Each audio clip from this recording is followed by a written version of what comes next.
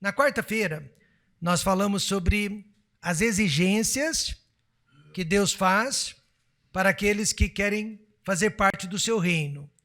Eu disse que o reino de Deus e o reino dos céus são a mesma coisa. Mateus usou a expressão reino de Deus, porque ele estava, melhor dizendo, reino dos céus, porque ele estava escrevendo para os judeus, e os judeus eram muito relutantes em usar o nome de Deus. Por isso que Mateus preferiu, então, a expressão céus. Mas os outros evangelhos, Marcos, por exemplo, usou a expressão reino de Deus, que é a mesma coisa. E não há diferença nenhuma. Quando alguém tenta diferenciar os dois termos, é complicado, porque na verdade são iguais. E Deus fez algumas exigências para quem quisesse fazer parte do reino. Eu fico pensando, né? As igrejas fazem algumas exigências para quem deseja ser membro. Nossa exigência é que você seja salvo. Amém, irmãos? Fazer parte de uma igreja sem a salvação não teria nenhum valor. Nós também pedimos que você seja batizado. Amém, irmãos? Porque o batismo é o primeiro passo de obediência que damos quando nós nos convertemos a Jesus Cristo. Mas além dessas duas exigências, desses dois requerimentos bíblicos, aí o homem, né, acabou acrescentando dois outros.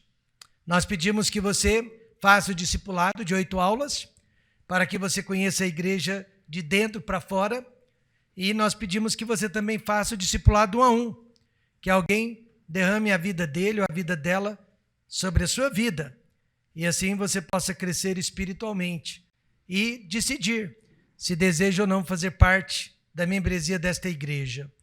E apesar de todo o cuidado que nós tomamos, né, com a porta de entrada, infelizmente muitas pessoas saem pela porta de saída, mas pelo menos nós estamos tentando fazer a coisa mais séria possível. Agora, o reino de Deus também tem as suas exigências. E nós vimos na aula passada quem serão os cidadãos do reino de Deus. Os pobres de espírito. E aí eu expliquei o que ser pobre de espírito significa.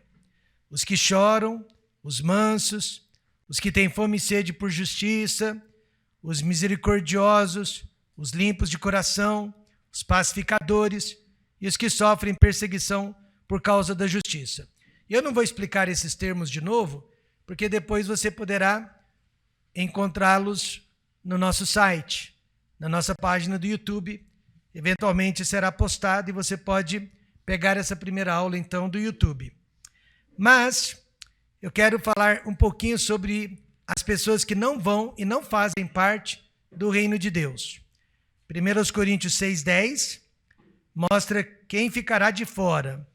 E é triste ler esse texto, porque eu e você conhecemos muitas pessoas que agora mesmo não fazem parte do reino de Deus. Mas a boa notícia é que ainda há tempo para elas. Amém, irmãos? Ainda há tempo para elas e há tempo para nós também tentar convencê-las e tentar persuadi-las.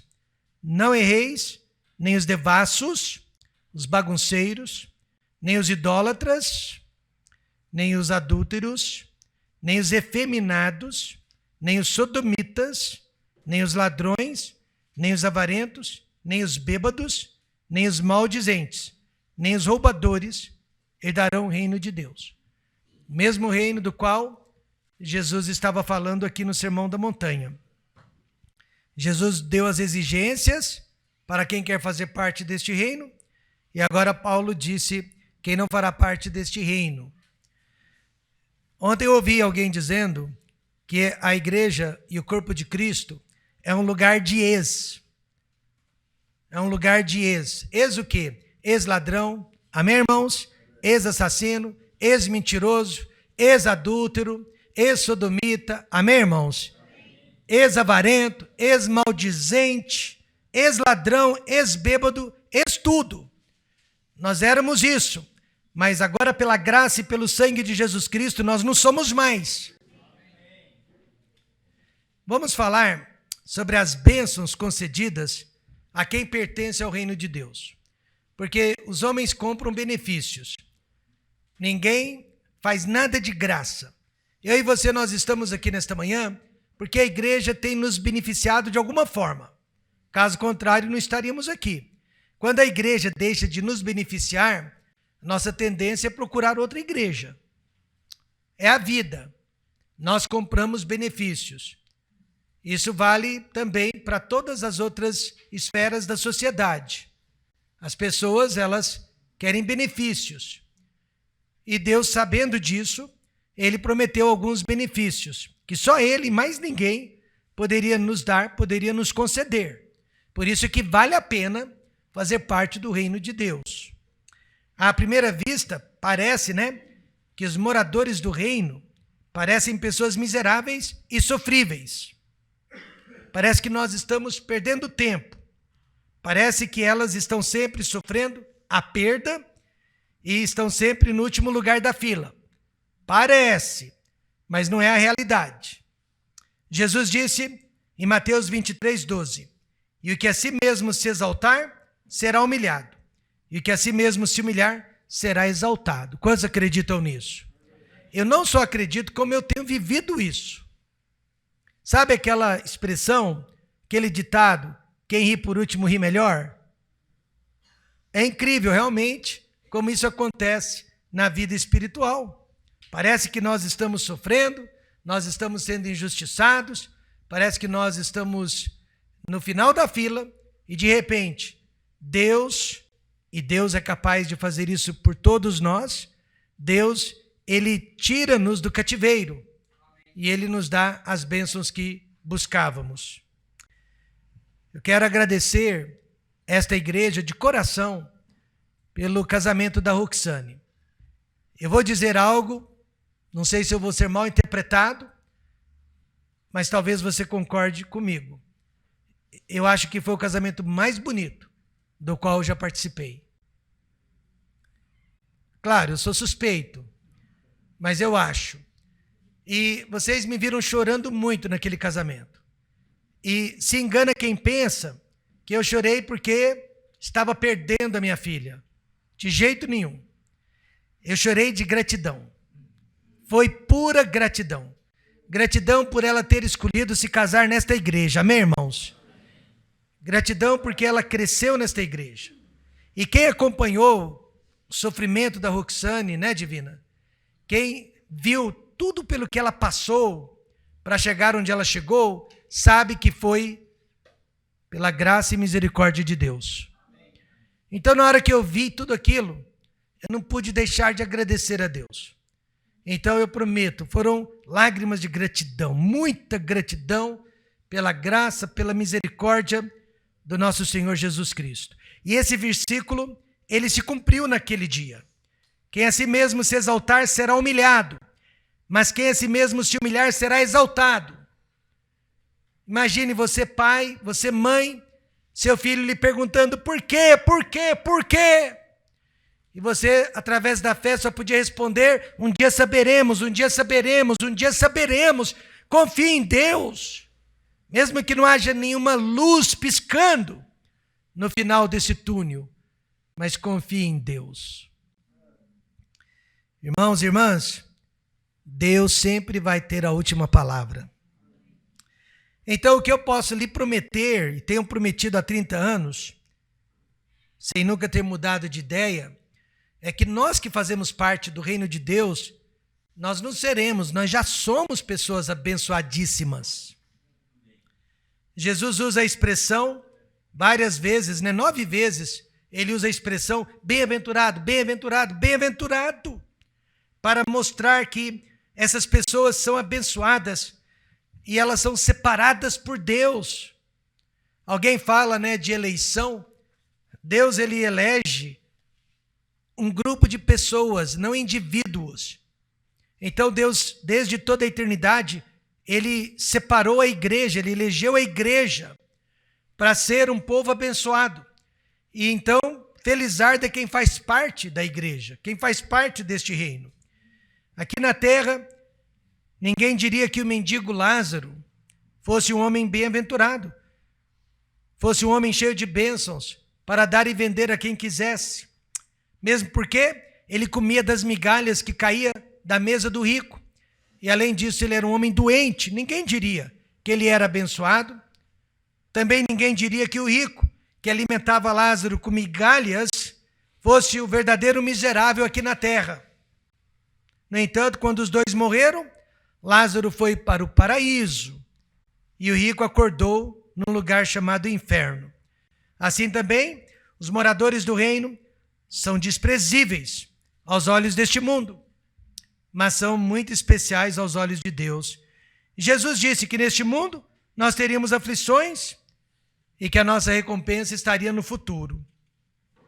Então lembre-se, nós não seremos, nós já somos pessoas abençoadas. Meu pastor costumava dizer que se um dia ele morresse, ele morreu, e ele chegasse lá na eternidade e descobrisse que não era nada do que ele havia ensinado, não era nada do que ele havia acreditado, ele ainda assim teria certeza que ele escolheu o melhor tipo de vida que existe. Quantos de vocês aceitaram a Cristo depois de adultos? Eu aceitei quando criança, então eu não tenho muita experiência neste mundo, como a maioria de vocês. Mas eu pergunto, irmão João Carlos, você que viveu para o mundo e viveu no mundo até os seus 39 anos de idade, você tinha 39 quando aceitou a Cristo. Eu lhe pergunto, você hoje está com 68, não é isso? Então você ainda tem mais tempo de vida no mundo do que em Cristo. Você tem 30 anos em Cristo, 29 anos em Cristo. Eu te pergunto, qual vida é a melhor? É a vida em Cristo. Ninguém precisa experimentar o mundo para ter certeza disso. Ninguém precisa. Veja as bênçãos. Jesus é maravilhoso. Ele deu a exigência e juntamente com a exigência, a bênção que viria. Nós falamos das exigências na quarta, agora vamos falar das bênçãos. Mas Paulo, antes de tudo, nos avisou isso. Se esperamos em Cristo só nesta vida, somos os mais miseráveis de todos os homens. Sabe, algo engraçado aconteceu vindo para cá na terça-feira.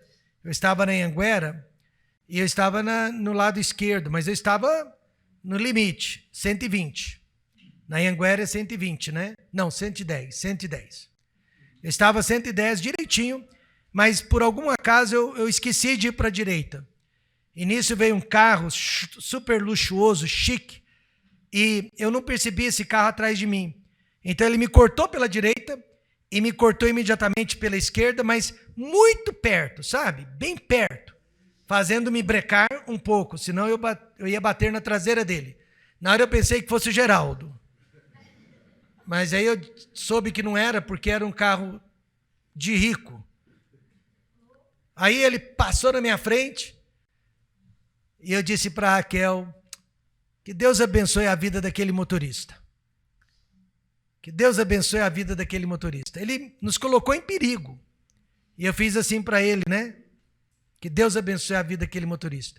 1 minuto depois, ele estava atrás de um caminhão do lado esquerdo também. Então havia caminhão do lado direito, caminhão do lado esquerdo. Ele não tinha por onde passar e eu cheguei atrás dele e fiquei fazendo assim para ele. Aí eu fiquei fazendo assim para ele. Do que adiantou, né? Toda aquela pressa. E do que adiantou nos colocar em risco. E nisso o caminhão saiu do lado esquerdo e foi para o lado direito. Mas ele, de pirraça, ficou devagarzinho do lado esquerdo, para me segurar atrás dele. Então o que eu fiz? Eu fui para o lado direito e deixei que os outros carros que estavam vindo lidassem com ele. Então ele correu e nunca mais o vi. Então o que eu estou tentando lhe dizer? Eu estou lhe dizendo que hoje parece que os ímpios estão tendo vitória, parece que eles estão tendo vantagem, mas lá na frente eles vão sair perdendo. E eu e você vamos sair ganhando. Você não pode viver apenas do presente. Nós temos que viver do futuro, porque o futuro nos foi revelado. E nós sabemos o final dessa história toda. Por isso Paulo disse que se esperamos em Cristo só nesta vida, somos os mais miseráveis de todos os homens. Algumas bênçãos receberemos agora em vida e estamos recebendo, mas a maior parte delas só no futuro. Porém, vale a pena esperar. Então vamos ver. Primeira bênção de todas.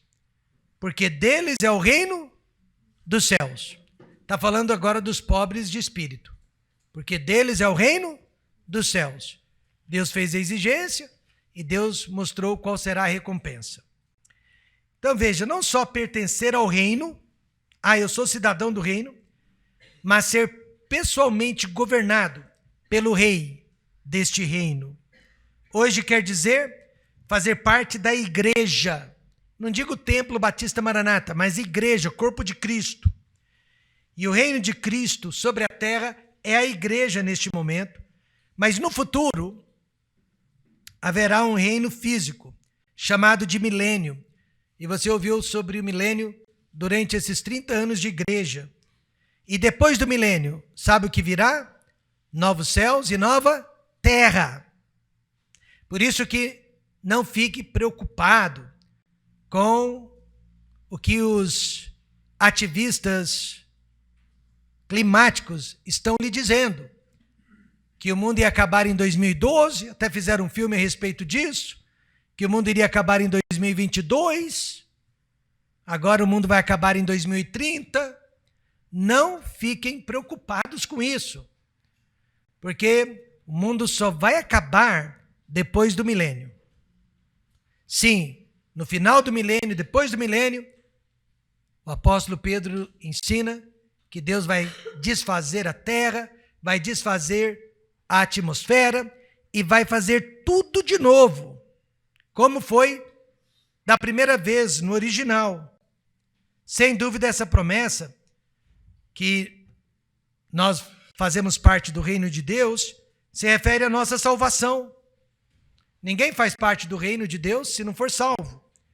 Não é coincidência, então, que os verdadeiros cristãos são considerados alienígenas por este mundo, porque são mesmos. Nós somos chamados de extremistas, fanáticos, alienígenas. O que será aconteceu com Potifar e a esposa dele? Quem foi Potifar? Potifar foi o chefe, praticamente o dono de José no Egito. E a esposa dele foi a mulher que acusou José de assédio sexual, injustamente. E Potifar colocou José num cárcere. E José ficou 13 anos no cárcere, trabalhando como escravo e como preso. O que será que aconteceu com esse casal assim que José se tornou o segundo homem mais poderoso do Egito? O que você teria feito no lugar de José? Se José fosse deste mundo, aquele casal teria sido morto na hora. Mas porque José não era deste mundo, aquele casal foi perdoado por todo o mal que fez a José. Isso não é nada do mundo. Ninguém normalmente faria isso.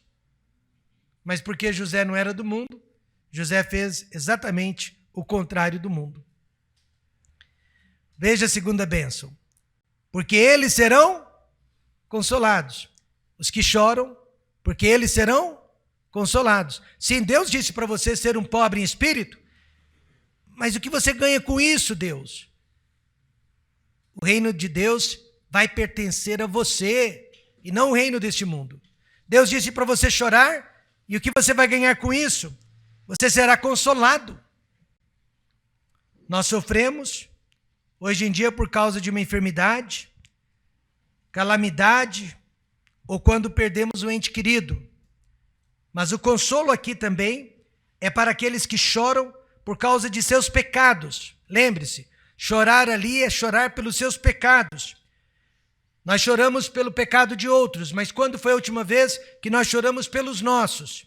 E quem chora pelos seus pecados, quem chora pela sua pobreza espiritual, a Bíblia diz que será consolado. Davi foi consolado quando se arrependeu de seus pecados. Pedro foi consolado quando se arrependeu de sua negação. Não adianta nada se arrepender, pedir perdão, mas não encontrar consolo. O consolo que Deus promete para os filhos do reino está disponível não só no presente, mas também no futuro. Veja o que Paulo disse, que nos consola em toda a nossa tribulação, para que também possamos consolar os que estiverem em alguma tribulação, com a consolação com que nós mesmos somos consolados por Deus. E é por isso que tem coisas que só Deus explica. Quando você para pensar, né, em todas as possibilidades da vida, é melhor não pensar. Mas se acontecer, Deus promete estar presente. E Ele promete que vai nos dar consolo. Eu me lembro que a esposa de um pastor, ela sofria de ansiedade. Quem não sofre, né? Ela sofria por antecipação. Então ela estava grávida e ela estava ansiosa que o seu bebê iria nascer com algum problema sério, congênito, alguma coisa incurável. E ela não tinha paz a respeito disso. O bebê nasceu, ela fez questão de contar os dedinhos, o bebê estava perfeito, mas ela tinha certeza que ele tinha alguma doença.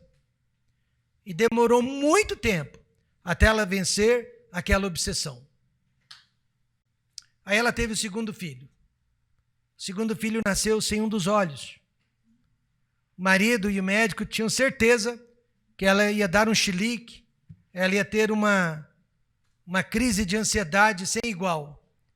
Mas quando trouxeram o bebê sem o olho, ela sorriu para o bebê, louvou a Deus, abraçou o bebê, amamentou o bebê.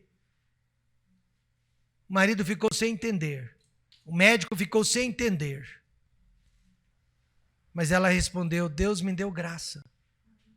Por que Deus não deu graça antes? Porque ela não precisava. Amém, irmãos? Não havia nada de errado com o bebê. Mas quando houve uma necessidade, a graça de Deus foi suficiente. Por isso que pessoas vivem ansiosas, sofrendo por ansiedade, problemas imaginários. Deus não prometeu dar graças aos problemas imaginários, mas Ele prometeu dar graça para os problemas reais. Serão consolados. Terceira bênção, porque eles herdarão a terra. Agora isso aqui é profecia. Você se lembra do Dr. Roger Peterson, quando ele vinha falar conosco, sempre nos ensinou que a nossa habitação no céu seria temporária, porque Deus não fez o homem para habitar o céu. Deus fez o homem para habitar onde? A terra. Nosso lugar sempre foi, sempre será na terra. Por essa razão, a Bíblia ensina que o reino de Jesus será eterno. E essa promessa foi retirada, Jesus retirou essa promessa do Salmo 37, 1000 anos antes de Cristo pregar o Sermão da Montanha. Porém, o Salmo já prometia: olha, confia no Senhor, faz o certo, habitarás na terra e verdadeiramente serás alimentado. Então, Deus prometeu que nós vamos habitar a terra. Qual terra? Novos céus e nova terra. O cidadão do reino, ele já possui a nova terra agora.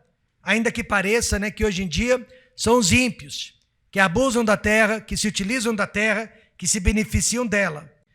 O reino de Jesus sobre a terra já existe espiritualmente, que somos nós, mas obedecendo 3 períodos de tempo. Primeiro, o reino espiritual já existe através da igreja, através da habitação do Espírito Santo dentro do coração de cada um de nós. Então nós podemos dizer que o reino de Deus já existe através de cada um de nós. Mas ele não reina de Brasília, ele não reina de Washington, ele não reina de Bruxelas, ele reina de dentro do nosso coração. Amém, irmãos? Esse é um reino espiritual. Mas haverá um reino milenar, em breve, talvez em 7 anos. Digamos que o arrebatamento aconteça hoje, amanhã se dá início à grande tribulação, daqui a 7 anos ele iria instalar o seu reino milenar sobre a terra. Nós vamos descer com ele e nós vamos reinar com ele durante 1000 anos. E esse reino será inaugurado depois da grande tribulação. E aí, depois do milênio, o reino eterno de Cristo, que será implantado através dos novos céus e da nova terra. Então veja, o reino de Deus já existe de forma espiritual, daqui a algum tempo, de forma física, e depois de 1000 anos, de forma eterna. A palavra de Deus nunca falhou e ela nunca vai falhar. Quarta bênção, porque eles serão fartos. Fartos ou cheios. Mas do quê? De justiça. Irmãos, o que mais está faltando hoje no mundo é o quê? Justiça. Mas nós seremos fartos de justiça que nós conseguimos achar apenas em Jesus Cristo. O mundo está chorando por justiça, mas não encontra. Veja Malaquias 4:2, mas para vós, os que temeis o meu nome, nascerá o sol da justiça, e cura trará nas suas asas, e saireis e saltareis como bezerros da estrebaria. Quem é o sol da justiça? Jesus Cristo. A nossa situação hoje em dia, ela é pré-diluviana. Jesus disse que assim como acontecia nos dias que antecederam o dilúvio, também iria acontecer nos dias que antecederiam a volta do Filho do Homem. E é incrível, né? Como que o que aconteceu naquela época está acontecendo agora. Nós estamos voltando ao paganismo puro. Nós estamos voltando ao paganismo como sociedade. Apesar de todo o conhecimento, toda a tecnologia, nós estamos voltando a sermos bestiais. Coisas que só os animais faziam, nós voltamos a fazer. Então a nossa situação hoje em dia é muito semelhante à situação também de Ló e de sua família, enquanto moravam em Sodoma e Gomorra. Eles queriam ver justiça, mas não a encontravam. Veja, 2 Pedro 2,7. E livrou o justo Ló, enfadado da vida dissoluta dos homens abomináveis. E enfadado quer dizer cansados daquela sociedade. Ninguém pode negar que o mundo hoje em dia é uma grande Sodoma e Gomorra, onde o amor ao dinheiro, o amor ao poder é a raiz de toda espécie de males. Hoje em dia o Senado norte-americano está investigando um dos cientistas mais importantes durante a pandemia do novo coronavírus.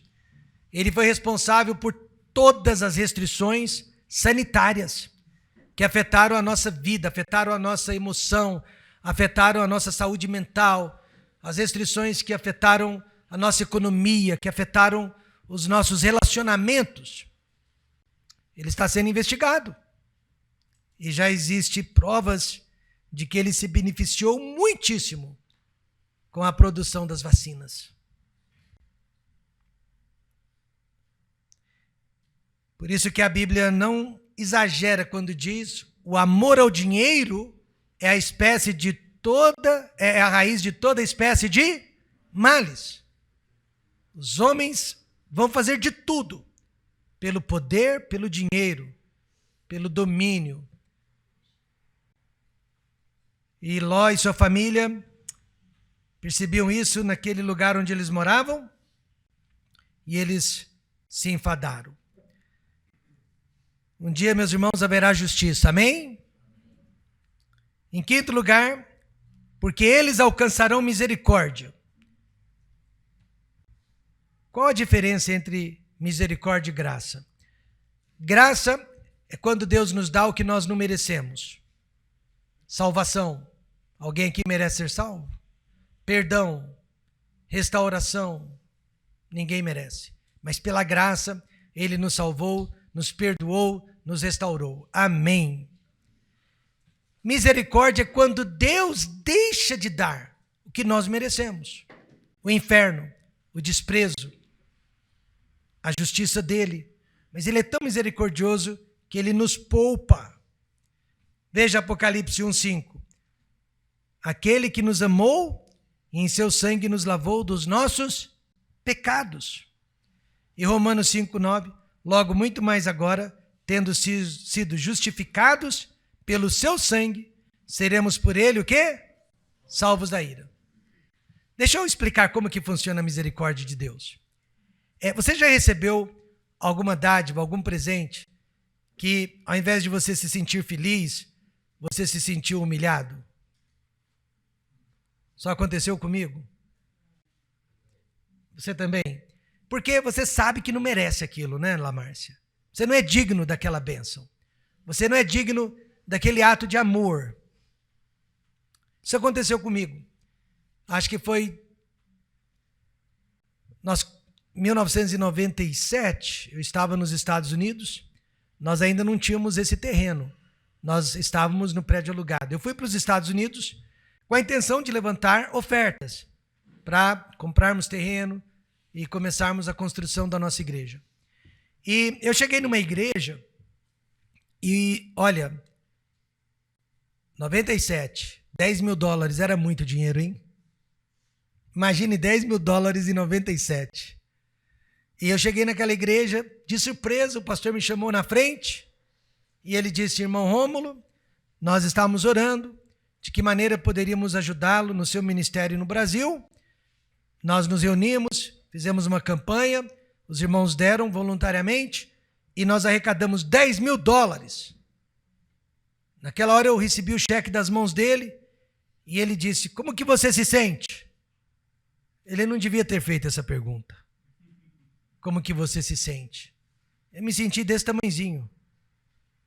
E eu disse para ele: pastor, perante a igreja, eu me sinto como Mefibosete, quando Davi o convidou para fazer refeições com ele, na sua mesa, na mesa do rei. Mefibosete, ele era aleijado, né? Ele não podia andar, ele era aleijado das pernas. E Mefibosete perguntou para o rei: mas quem sou eu? Eu não passo de um cão morto para que o rei me chame para fazer parte das refeições da casa real? E era assim que eu estava me sentindo. Quando eu disse para ele, né, que aquilo era um ato de misericórdia, o que eles estavam fazendo por nós, sabe o que aconteceu? Mais tarde eles deram mais $10 mil. É isso aqui que Deus está ensinando. Amém, irmãos? Amém. Ou seja, você não pode esperar pela justiça divina. Você tem que rogar pela misericórdia divina. Se você reconhece que você precisa de misericórdia, você está mostrando que faz parte mesmo da família de Deus. É como aquele negro, na época da escravidão, nos Estados Unidos, foi acusado de ter violentado uma mulher branca. Isso na época da escravidão, gente. E ele foi levado para a justiça, para ser julgado. E se ele fosse condenado, ele seria morto. Mas naquela época, que chance ele teria de ter sido inocentado? Então, providenciaram para ele um advogado público. E o advogado disse para ele: não se preocupe, eu vou lutar por justiça. E o escravo negro disse: não, eu não estou buscando justiça, eu estou buscando misericórdia. Mesmo inocente, ele sabia que não podia contar com a justiça. Quantos vivem da misericórdia nesta manhã? Só da misericórdia. Pense nisso. Porque se você chegar a essa conclusão também, você vai mudar a maneira como você se relaciona com as demais pessoas e você vai mudar a maneira como você vê a si mesmo ou vê a si mesma.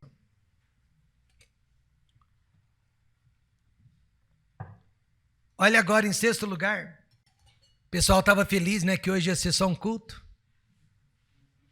Olha só. Porque eles verão a Deus. Existe um grande debate no meio teológico se nós realmente vamos ver a Deus no céu ou se nós vamos ver apenas o Senhor Jesus Cristo. E eu quero trazer você para esse debate. Quantos acham que nós só vamos ver Jesus e nunca vamos ver Deus? Levante a sua mão. 1, 2, 3. Quantos acham que nós vamos ver os dois? Levante a sua mão. A maioria. E alguns ficaram em cima do muro. Tá certo. Não sabe, né? Melhor não se expressar. Mas existe esse debate. E a posição mais aceitável é a de que veremos a Deus e a Jesus. De onde tiramos isso? Sempre da Bíblia. Veja Apocalipse 21, 3.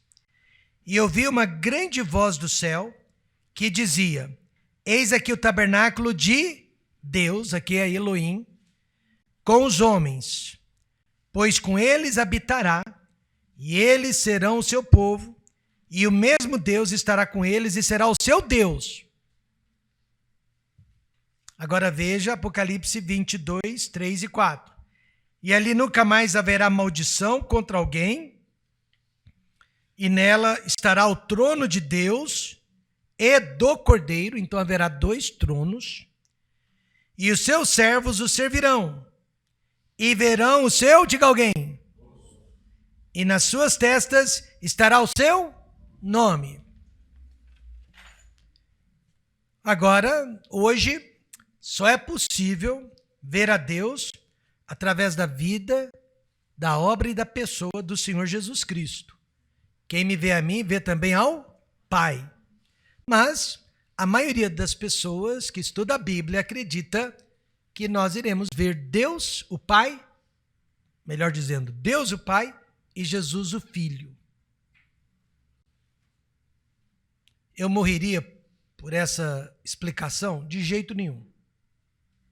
Mas eu estou lhe dando o posicionamento mais comum dentro da teologia. Em sétimo e último lugar, porque eles serão chamados filhos de quem? Quer privilégio maior do que esse? Ser filho de Deus. A Bíblia ensina que todos os seres humanos são criaturas de Deus e que Deus é o Pai de suas criaturas. Mas a paternidade espiritual de Deus só é possível através da salvação. Por isso Jesus Cristo veio ao mundo, para nos transformar em filhos de Deus. Veja João 1,12. Mas a todos quantos receberam, deu-lhes o poder de serem feitos filhos de Deus, aos que creem no seu nome. Mas eu nunca vou dizer para o incrédulo que ele não é filho de Deus. Vou perdê-lo. Este é o ensinamento que a pessoa só está preparada para ouvi-lo depois de salva. Há outros meios de pregar o evangelho. Mas se você chegar para o incrédulo e falar, você não é filho de Deus, ele não entende. Ele não entende. Então você ensina sobre a salvação e aí depois ele entende. Então você já é um filho de Deus através da salvação? Concluindo, a primeira parte do Sermão da Montanha, na quarta-feira nós vimos, nos ensinou sobre as características dos cidadãos do reino. E aí eu falei sobre cada característica, né? A que mais me chamou a atenção, todas são interessantes, mas os que choram. Bem-aventurados os que choram. E nós vimos que chorar ali é pelos seus pecados, e não pelos pecados de outros. Por isso que eu acho que o altar da igreja tem que ser visitado sempre. Nós não podemos evitar o altar da igreja. O pastor pregou, se ele fez apelo ou não fez apelo, não interessa. Deixe o seu lugar e venha para o altar. Amém, irmãos? Ele não precisa fazer um apelo, eu não preciso fazer um apelo. Deus falou ao seu coração, o altar é seu e de Deus. Pode deixar o seu lugar e vir para o altar. Precisamos visitar muito o altar, porque temos que chorar sobre os nossos pecados.